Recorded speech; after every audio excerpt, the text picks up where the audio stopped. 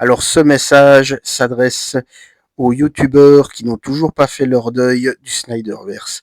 Les gars, apprenez un peu à tourner la page, nom de Dieu. Salut à tous.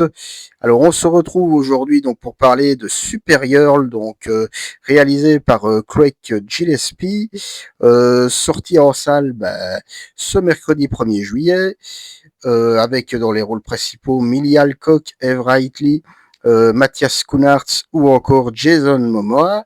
Alors le résumé en quelques mots, donc lorsqu'un ennemi aussi impitoyable qu'inattendu menace son monde, Kara Zor-El, alias Supergirl, la cousine de Superman, fait équipe à contre-cœur avec un improbable compagnon et s'engage dans un périple intergalactique en quête de vengeance et de justice. Alors qu'est-ce que je pense de ce deuxième film de l'univers d'ICU? C'est un bon petit film, voilà. Ça patoche, mais sans casser des briques.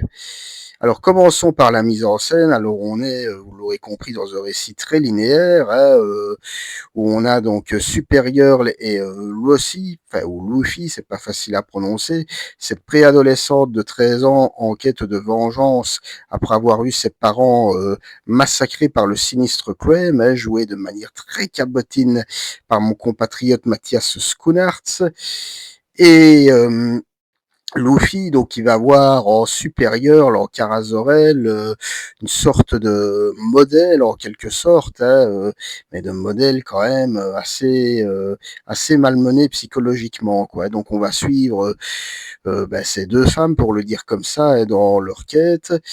Et ça reprend un peu les codes du space opéra façon Gardien de la Galaxie, quoi. C'est-à-dire, hein, on nous sort de la bonne musique pop, des décors très colorés, un peu kitsch sur les bords, aussi une photographie un peu plus grisâtre, un peu plus foncée dans les moments les plus sombres ou les moments de baston, avec aussi des aliens ou des extraterrestres au physique improbable, hein, avec en plus qui plus est de gros clins d'œil, parfois même un petit peu trop appuyés à la première trilogie Star Wars, hein, notamment à la fameuse séquence de la cantine de Mos Eisley, pour ceux qui ont la référence, pardon. Alors, Craig Gillespie, dans sa mise en scène, joue aussi beaucoup sur les ralentis. Les CGI, qu'il faut bien le dire, sont pas toujours des plus réussis, hein. On se dit que, bon, c'est bien beau de vouloir critiquer la concurrence, mais quand en termes d'effets spéciaux, on fait pas vraiment mieux, j'ai envie de dire. Voilà, voilà. Alors, quant aux scènes d'action, eh bien, elles sont classiques, spectaculaires, sans en faire des caisses, quoi. C'est-à-dire, on n'est pas dans du destruction porn à la Michael Bay ou Roland Emmerich où ça va exploser dans tous les sens, avec des flammes partout, etc. Ici, ça fait le café, on va dire. Voilà, c'est assez classique dans la forme. Bon, on est un peu comme les séquences de combat du Superman de James Gunn, hein, je veux dire, c'est forcément, voilà, Kara Zor-El étant sa cousine, on va la voir se battre de la même manière, hein, je veux dire, voilà, à coups de ralenti, également ce que j'appelle hein, comme ça ces fameux plans flash, où on la voir prendre son envol pour aller se bastonner contre ses ennemis ou foncer comme ça, je veux dire, à l'horizontale pour se bastonner. Donc voilà, simple mais efficace et le récit linéaire qui, de temps en temps, va être entrecoupé de rapides flashbacks où on va voir que, alors c'est pas du spoil, que Kara Zor-El donc a quand même vécu une partie de sa vie sur Krypton.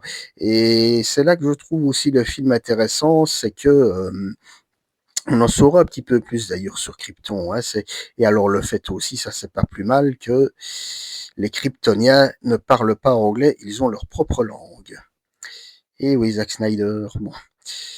Alors, je passe maintenant au scénario. Alors, je pense que c'est un secret pour personne, hein, ça fait partie de la promo.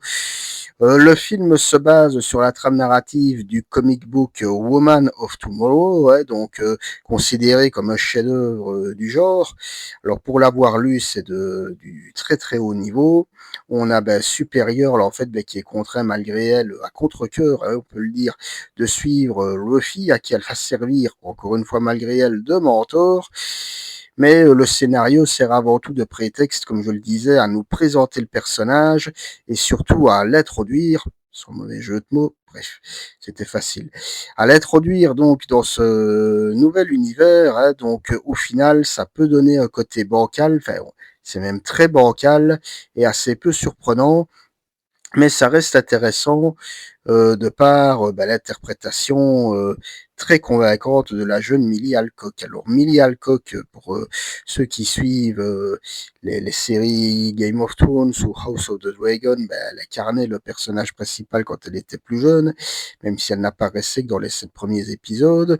Mais voilà, c'est une actrice ici qui s'impose, hein, et qui vraiment a une capacité de jeu assez polyvalente, hein, capable de passer en 1 minute, enfin, je veux dire, de la colère la plus pure à, je vais dire, à la tristesse la plus brute, et de temps en temps aussi avec un sourire un peu ironique, hein, je veux dire, un peu comme ça au coin de la bouche, et qui correspond bien au personnage, vu que Woman of Tomorrow nous montre également une supérieure qui noie son chagrin et ses démons dans l'alcool, au bord de la dépression, du burn-out, hein, on peut même le dire, hein, elle est clairement en plein burn-out. Et on sent que Millie Alcock a bien bossé son personnage, qu'elle l'a très bien cerné. On se souvient tous, hein, je veux dire, de son caméo à la fin de Superman où elle arrive complètement torchée, et tout était déjà dit, quoi. Je veux dire, tout était déjà annoncé. Alors, je peux comprendre la frustration de certaines personnes qui disent que le film est peut-être un petit peu trop bancal, qu'on a peut-être parfois aussi l'impression de se retrouver devant un téléfilm à gros budget, alors que bon, il y a quand même des moments très cinématographiques. Mais comme je disais, on est encore en tout début d'univers, voilà. Et quand on commence à bâtir un univers interconnecté, ben oui, il faut bien qu'au début, ça soit un petit peu bancal, qu'on nous présente les personnages, leur propre monde et tout ce qui s'ensuit. Voilà. Et alors, contrairement à ce qu'ont pu dire certains, la patte Gillespie pour moi est bien présente, hein. Donc, pour rappel, Craig Gillespie, c'est lui qui a réalisé entre autres les films Aitonia, qui a presque, pour lesquels Margot Robbie a bien failli obtenir l'Oscar, hein, pour son rôle de la patineuse tourmentée Tonya Hartlin, et également Cruella, donc avec Emma Stone, meilleur live action Disney, hein, de très loin, faut bien le dire. Enfin, là, c'est plus ce spin-off que live action, mais bon. Et en gros, Craig Gillespie, c'est un petit peu, on va dire, fait le spécialiste des portraits de femmes en crise, de femmes au bord de la crise de nerfs, hein, disons-le comme ça, de femmes bafouées, se sentant seules contre toutes, en proie à leurs démons, mais qui vont devoir à la fois accepter leur part d'ombre tout en continuant d'avancer. Voilà. Et comme je le disais, on se retrouve face à un bon petit film. Alors bon petit film, hein, entendons-nous bien, on est quand même sur un blockbuster à 170 patates, hein, donc voilà, qui en plus vont être très très très difficiles à rentabiliser, hein, pour dire les choses comme elles sont. Bon, mais qui en même temps assume son absence de prétention. Voilà, on sent que c'est un film qui est là, je le répète, pour introduire un personnage, voilà, en l'occurrence Supergirl, qui en plus, bon, même s'il y a eu la série qui a eu son petit succès dans les années 2010 avec Melissa Benoît, il y a eu aussi la première transposition cinématographique de Sinistre Mémoire, le Supergirl de Janos Swark avec Helen Slater, qui est considéré, même pour les amateurs de nanar, comme un nanar sapatoche. Mais bon, voilà, ici, le résultat donc est correct. Bon, sans être extraordinaire et sans être catastrophique non plus, hein, contrairement à ce que certains peuvent en dire. J'irai pas jusqu'à dire que c'est un film anecdotique, mais c'est clairement un film introductif. Voilà, ce film, c'est une pure introduction, hein, il est là pour nous présenter un personnage, pas pour rien qu'au final il ne dure que 1h45 en tout et pour tout, mais j'ose le dire, c'est toujours plus intéressant pour moi que pas mal de films de la concurrence, hein. C'est toujours bien meilleur que n'importe quel Ant-Man ou qu'un Captain Marvel, hein, comme je le disais, de par l'interprétation très juste et polyvalente de Millie Alcock, qui porte littéralement le film sur ses épaules. Aussi comme je disais, la direction artistique qui est plutôt soignée, et alors aussi, bon, Jason Momoa, dans le rôle de Lobo, qui est un personnage d'ici que je connais assez peu, en fait, que certains voient un peu comme le Deadpool de l'univers d'ici, le côté cassage du quatrième mur en moins, où voilà, là vraiment c'est le Jason Momoa pur et dur, voilà le bon gros, enfin la brute épaisse quoi, je veux dire voilà, qui est là pour casser avant tout et qui, on l'imagine, hein, c'est quand même un personnage culte de l'univers d'ici, qu'on va pas en rester là le concernant, voilà.